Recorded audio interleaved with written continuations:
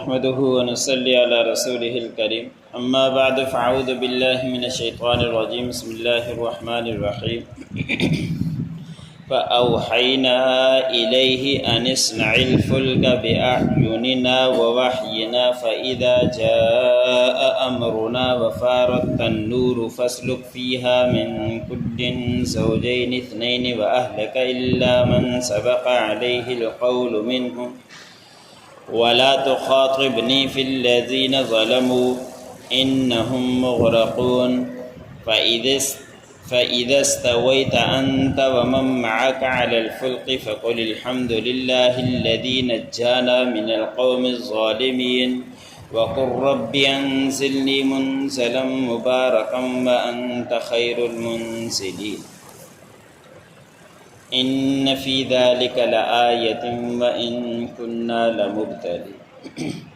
سورۃ مؤمنون کا درس چل رہا ہے۔ اسی سورۃ کی آیت نمبر 27 سے لے کر 30 تک تلاوت کی گئی۔ گزشتہ آیتوں کے اندر اللہ رب العزت نے فرمایا کہ ہم نے حضرت نوح علیہ السلام کو بھیجا۔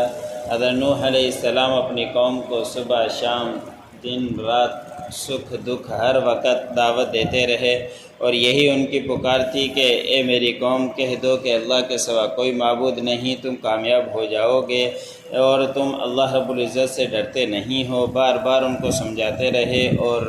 چند سال نہیں بلکہ 950 سال تک حضرت نوح علیہ السلام اپنی قوم کو دعوت دیتے رہے، لیکن ان میں سے سوائے چند کے اور کوئی بھی مسلمان نہیں ہوا۔ حضرت نوح علیہ السلام کے واقعات سورۃ اعراف کے اندر اور دوسرے صورتوں کے اندر بھی، اور آگے سورۃ ہود پیچھے گزری اس کے اندر بھی، اس طرح کے مختلف صورتوں کے اندر نوح علیہ السلام کا اللہ رب العزت نے تذکرہ بیان فرمایا ہے۔ تو حضرت نوح علیہ السلام 950 سال تک ان کو سمجھایا لیکن نہیں مانے، تو حضرت نوح علیہ السلام بالآخر مجبور ہو کر اللہ رب العزت سے دعا کی کہ اللہ میری مدد فرمائیے کہ یہ ظالم قوم ہیں، جھوٹی قوم ہیں، مجھے جھٹلا بھی رہی ہے، ان سے میری مدد کیجیے ان کے خلاف۔ تو اللہ رب العزت نے آج کی آیتوں میں بیان فرمایا کہ پھر ہم نے وحی کی ان کی طرف کہ آپ ایک کشتی بنائیں ہمارے آنکھوں کے سامنے اور ہمارے حکم کے مطابق، پھر جب ہمارا حکم آ جائے گا تو پھر اس وقت تنور سے پانی ابلنا شروع ہو جائے گا، تو اس وقت آپ سمجھ لیجئے گا کہ اب عذاب آنے والا ہے۔ حضرت نوح علیہ السلام کو اللہ رب العزت نے یہ حکم دیا تو نوح علیہ السلام یہ کام کرنا شروع ہو گئے۔ تو وہاں سے لوگ گزرتے، حضرت نوح علیہ السلام یہ کشتی بناتے رہتے، تو وہاں سے لوگ گزرتے ان کا مذاق اڑاتے، اور وہ کہتے کہ پہلے نبی تھے اب بڑے ہی بن گئے اور یہ کام کرنا شروع کر دیا۔ مذاق اڑاتے، عجیب عجیب باتیں کہتے اور طعنے دیتے۔ تو نوح علیہ السلام فرماتے کہ بس یہ بھی آپ لوگ میرا مذاق اڑا رہو، طعنے دے دو، لیکن ابھی تھوڑی ہی دنوں میں ایک وقت آنے والا ہے کہ پھر میں آپ کا مذاق اڑاؤں گا اور پھر آپ وہ کیفیت دیکھنا۔ حضرت نوح علیہ السلام اپنا کام کرتے رہے، اور بہت ہی عالی شان بڑی کشتی حضرت نوح علیہ السلام نے بنا لی، اور باقاعدہ منزلہ کے طور پر نوح علیہ السلام نے کشتی بنائی۔ اور پھر اللہ رب العزت نے فرمایا کہ اس میں سوار کیجئے ہر قسم کے 2 جوڑے، یعنی ایک نر اور ایک مادہ، اور یہاں تک کہ کتے کو بھی داخل ہونے کا حکم تھا کہ نوح علیہ السلام نے ان کو داخل کیا، لیکن اپنا بیٹا وہ مسلمان نہیں تھا، ان کو داخل ہونے کی اجازت نہیں تھی، اور اللہ رب العزت نے حکم دے دیا تھا کہ اپنے اہل والوں میں سے داخل کیجئے، لیکن جن کے بارے میں یہ بات ہو چکی کہ وہ غرق ہوں گے ان کو آپ کو داخل کرنے کی اجازت نہیں ہے۔ تو ان کا بیٹا کنعان جن کا نام تھا، دوسری صورتوں کے اندر تذکرہ آتا ہے کہ حضرت شفقت پدری کی وجہ سے نوح علیہ السلام نے فرمایا کہ بیٹے آپ کلمہ پڑھ لو اور داخل ہو جاؤ۔ تو اس وقت وہ کہنے لگ گیا کہ میں بڑی پہاڑی چوٹی پر چڑھ جاؤں گا، مجھے کوئی بھی نقصان نہیں پہنچ سکتا۔ حضرت نوح علیہ السلام سمجھاتے رہے کہ آج کے دن آپ کو کوئی بھی بچانے والا نہیں ہے، آپ کلمہ پڑھ لو ہمارے ساتھ داخل ہو جاؤ، لیکن داخل نہیں ہوا اور بڑی ہی چوٹی پر پہنچا، لیکن جب پانی آیا اس کے اندر وہ غرق کر دیا گیا۔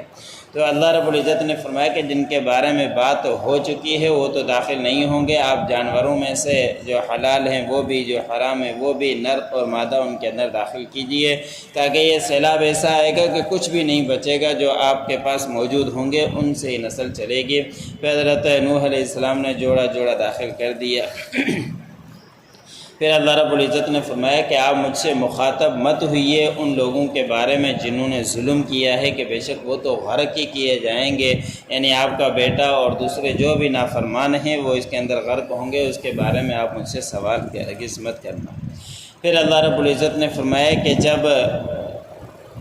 آپ بیٹھ جاؤ اور جو آپ کے ساتھ ہیں کشتی میں وہ بھی سارے کے سارے بیٹھ جائیں، تو پھر اللہ رب العزت کی حمد بیان کیجئے گا کہ تمام تعریفیں اس اللہ کے لیے ہیں جس نے ہمیں نجات دی اس ظالم قوم سے کہ مانتی نہیں تھی، نافرمان تھی، اس قوم سے ہمیں نجات مل گئی۔ اس کے اوپر اللہ رب العزت کی حمد بیان کیجئے اور پھر کہیے کہ اے میرے رب مجھے اتاریے ایسی اچھی جگہ پر جس کے اندر آپ نے برکتیں نازل فرمائی اور آپ بہترین ہی اتارنے والے ہیں، اور بے شک اس کے اندر اللہ رب العزت نے فرمایا کہ نشانی ہے ان لوگوں کے لیے جن کو ہم نے مبتلا کیا، اور جو جن تمام لوگوں نے جس سے نصیحت حاصل کرنی چاہیے اس کے اندر کہ کس طرح ان کو اللہ رب العزت نے غرق کر دیا۔